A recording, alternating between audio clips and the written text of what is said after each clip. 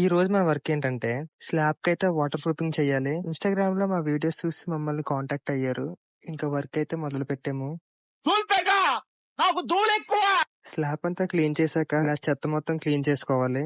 ఆ తర్వాత క్రాక్ ఉన్న దగ్గర మిషన్ తో అయితే కట్ చేసుకొని ఆ గ్యాప్స్ లో సీలెంట్ అప్లై చేసుకోవాలి. చిన్న బ్లేడ్లతో కూడా అప్లై చేసుకోవచ్చు. డాక్టర్ ఫిక్స్డ్ క్రాక్ పేస్ట్ ఎక్కడెక్కడైతే క్రాక్లు ఉన్నాయో ఆ క్రాక్లలో మనం యూస్ చేస్తున్నాం. ఇది బానే ఉంది పేస్ట్ అయితే. డాక్టర్ ఫిక్స్డ్ రూఫ్ సీల్ అయితే మనం ఓపెన్ చేసేద్దాం. ఫస్ట్ కోటింగ్ అయితే స్టార్ట్ చేసేద్దాం. ఈ కాంపౌండ్ వాల్స్ కి ఫుల్ గా ఏ అవసరం లేదు, 4 ఇంచెస్ వేసుకుంటే సరిపోతుంది. క్రాక్లు ఉన్నాయి కదండి, ఫుల్ గా వేసేసాను నేనైతే. మొత్తం అంతా వేసి ట్యాంక్ అయిపోతే బాగోదు కదా. ఫస్ట్ కోట్ వేసే గ్యాప్ లో నేనైతే వాటర్ ట్యాంక్ లో రబ్బర్ పెయింట్ వేసేస్తున్నాను. ఈ పెయింట్ వేసేటప్పుడు మాత్రం చాలా కేర్ఫుల్ గా ఉండాలి. యాక్చువల్ గా ఒక కోటింగ్ సరిపోతుంది, మీకు తెలుసు కదండి. నేను గూడు సెట్ ఎదవునండి. అలాగే 2 కోట్స్ అయితే కంప్లీట్ చేసాను. అలాగే ఎండలు ఎక్కువ ఉన్నాయి కదా, వాటర్ తాగండి. ఇంకా ఫస్ట్ కోట్ అయితే కంప్లీట్ చేశారు నేను ట్యాంక్ వేసే గ్యాప్ లో.